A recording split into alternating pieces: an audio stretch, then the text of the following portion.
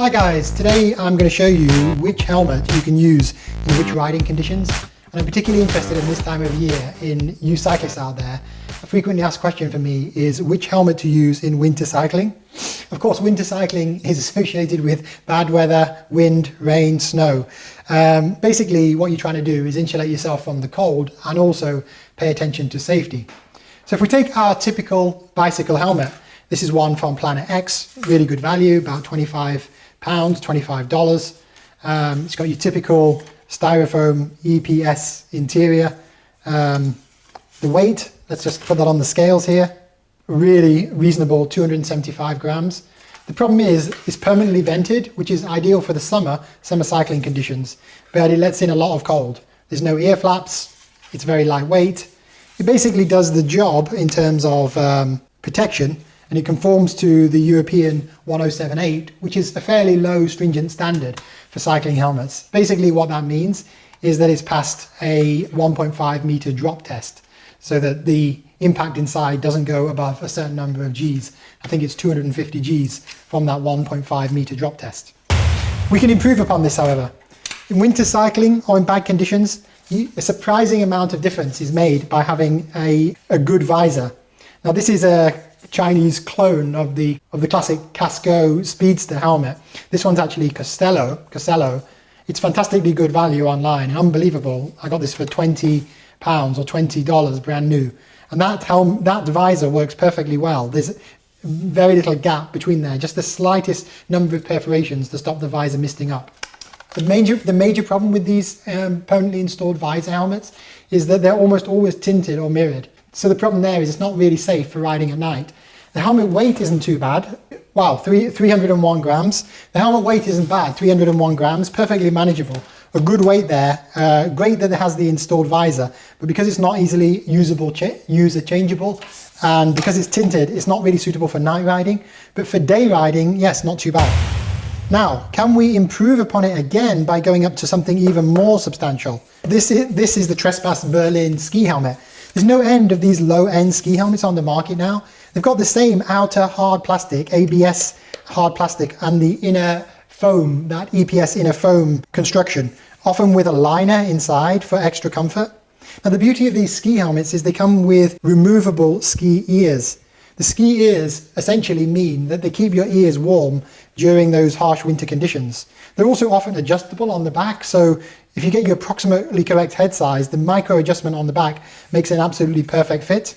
The problem with some of these ski helmets is the weight.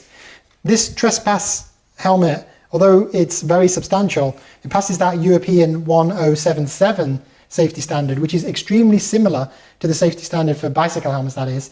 The weight of this is 540 grams. Now that is manageable day to day, but it can be a little bit heavy if you're not used to that. But in terms of safety, there's nothing wrong with wearing a ski helmet, providing you don't mind the fashion. In fact, they look very much like bike street helmets or BMX helmets, but they've got that extra rear drop and the ear protection. So there's nothing wrong with wearing that helmet, particularly in the winter. It offers fantastic protection.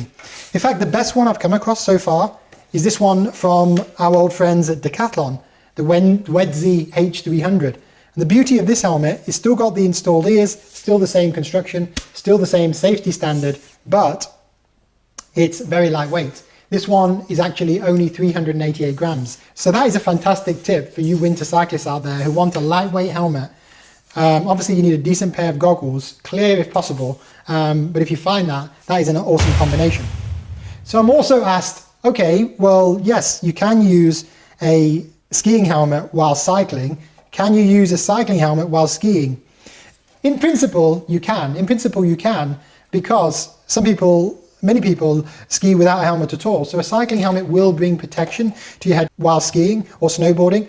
There is one difference, however, that the 1077 European standard and the American equivalent for ski and snowboard helmets requires there to be a penetration test. In other words, if you were to fall on a rock, there's no big gaps for that rock to go through the helmet.